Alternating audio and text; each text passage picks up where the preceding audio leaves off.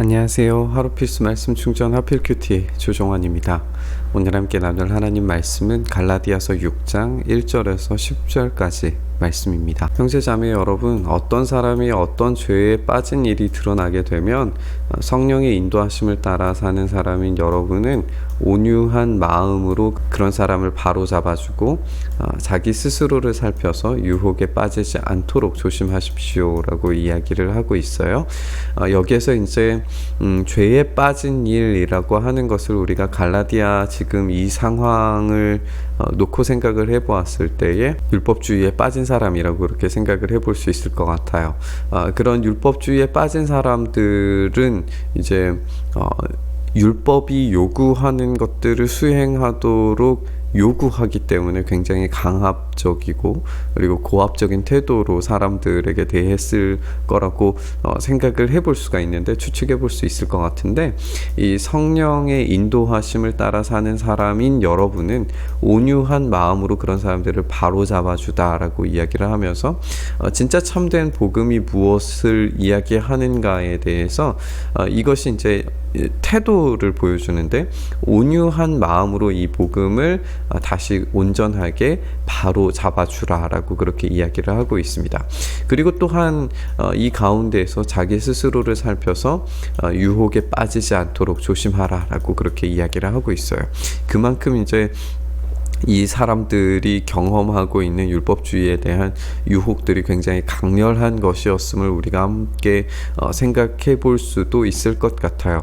왜냐하면 우리가 이후에도 또 살펴보겠지만 이 할례를 받음으로써 그리스도의 십자가가 걸림돌이 되지 않는다라고 이야기를 하는 건 뭐냐면, 이 율법주의를 지킴으로써 당시에 이제 로마 사회에서는 유대교를 인정을 해 주었고, 그리고 유대교 안에서는 예수 그리스도를 따르는 자들이라고 하는 이런 일종의 딱지가 붙기 전에 어떤 상황을 생각을 해본다면, 예수 그리스도를 따르는 것이 유대교에서 분리되어져 가는 어떤 이단의 종파처럼 이렇게 느껴질 수 있었으리라고 충분히 생각을 해볼 수 있고, 그런 핍박과 박해를 충분히 생각해 볼 수 있어요. 이것을 피하기 위한 아주 손쉬운 방법이 율법을 지키는 것이었겠죠.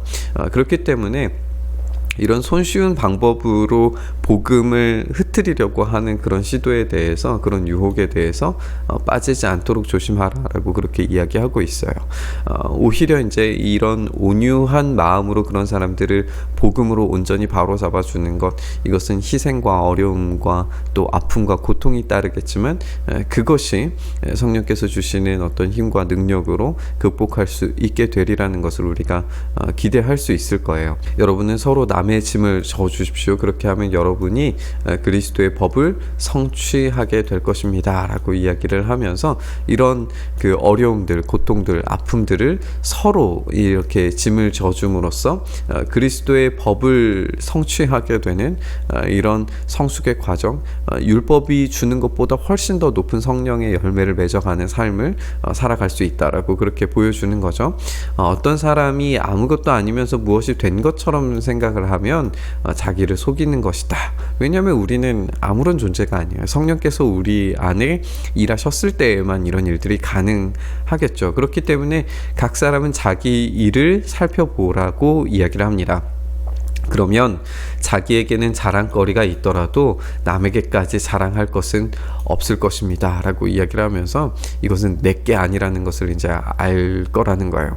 그러니까 자기에게 자랑거리처럼 느껴지는 그것들을 쳐다보더라도 이것은 내가 한 게 아니야, 하나님께서 주신 은혜로 말미암아 된 거야 라고 그렇게 생각을 할 수밖에 없을 거예요. 그렇기 때문에 이 각각이 가지고 있는 그런 은혜의 결과물들, 성령의 열매로 말미암아 감사한 일들이 각자 안에서 넘쳐나는 것을 남에게까지 자랑하고, 남에게까지 강요하고, 남에게까지 뭔가를 이제 더 높아지려고 하는 그런 시도들, 교만의 어떤 시도들에 대해서 주의하라고 이야기를 하고 있는 거예요.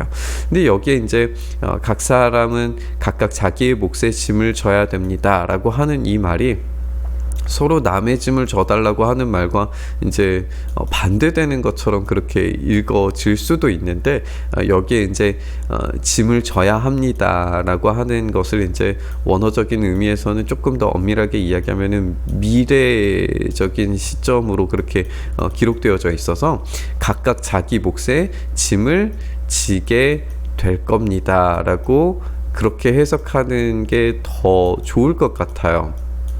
그러니까 이 짐을 지게 될 겁니다라고 이렇게 해석을 하게 되면 이것은 최후 종말 때에, 심판의 때에 하나님께서 우리가 각자의 짐, 가지고 있는 짐, 여기서 이제 짐이라고 하는 것이 뭐 어려움과 고통 이런 것보다는 우리의 삶의 결과물이라고 그렇게 표현하는 게 훨씬 더 적절해 보일 텐데, 이 삶의 결과물, 남에게까지 자랑할 필요는 없지만 자기에게는 자랑거리가 된 그 은혜의 증거물들을 각각 하나님 앞에 가지고 가게 될 거라는 거예요. 그런 짐들을 하나님 앞에 가지고 갔을 때에 하나님께서 주시는 그런 은혜들을 우리가 나누게 될 텐데, 그렇기 때문에 우리는 서로에게 이런 은혜와 사랑들을 나누고 베풀고 섬기는 삶이 자연스럽게 가능해져야 된다라고 그렇게 이 논지를 이끌고 가는 것 같아요. 이런 굉장히 섬세한 이런 분배인 거죠.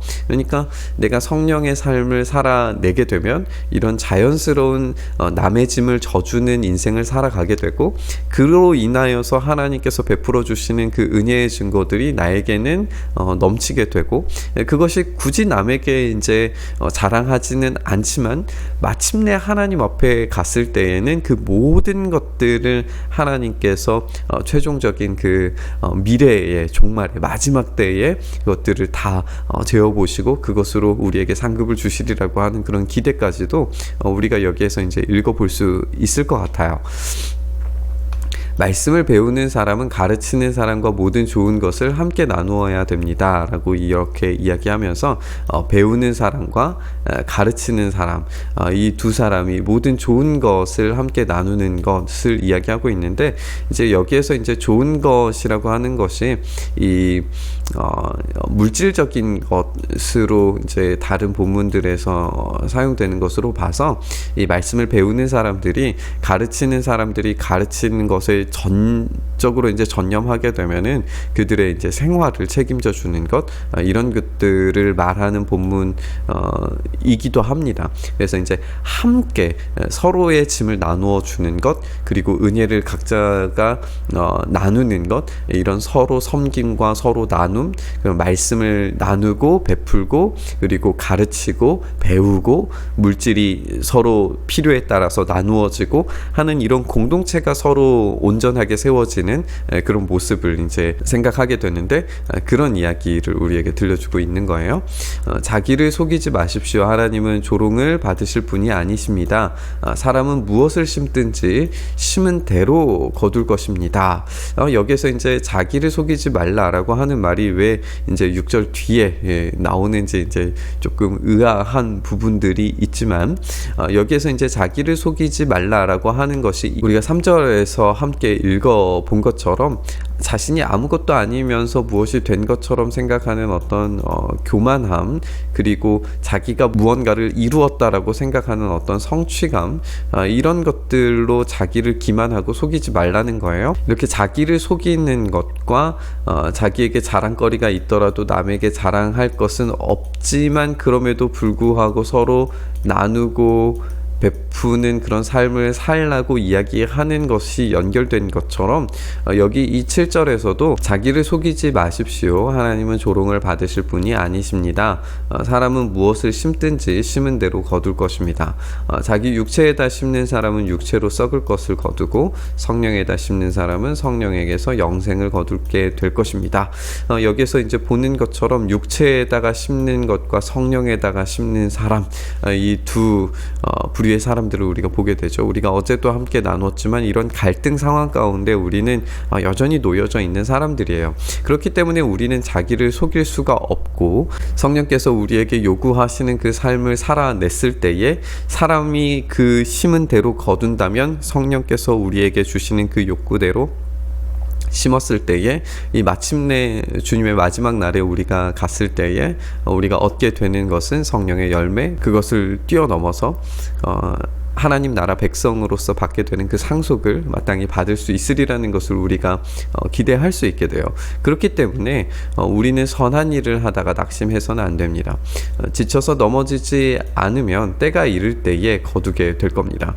이 때가 이를 때 거둔다는 말은 우리가 이 문맥상으로 살펴봤을 때에 최종적인 그 심판의 날에 이 모든 것들에 대해서 하나님께서 갚으시고 우리에게 마땅한 상급을 주시리라는 것을 우리가 기대할 수 있게 됩니다. 그렇기 때문에 기회가 있는 동안에 모든 사람들에게 선한 일을 합시다. 왜냐하면은 이렇게 나 자신의 자랑으로서 선한 일을 하는 것이 아니라 마땅한 하나님께서 나에게 주시는 그 삶의 열매들, 은혜들, 이런 것들을 채워갔을 때에 이것이 이제 성령께서 영생으로 거두게 하시는, 그리고 때가 이를 때의 상급으로서 거두게 되는 그 놀라운 은혜를 받게 되기 때문에 그래요. 특히나 그래서 이제 믿음의 식구들에게 더욱 그렇게 함으로써 형제 사랑이 가능해진 이 갈라디아의 모습을 회복하기를 촉구하는 그런 이야기로 우리가 읽어볼 수 있을 것 같습니다. 우리가 이 말씀 함께 나눈 것처럼 우리는 여전히 갈등 상황 가운데에서 무엇을 심을지 우리는 고민하게 됩니다.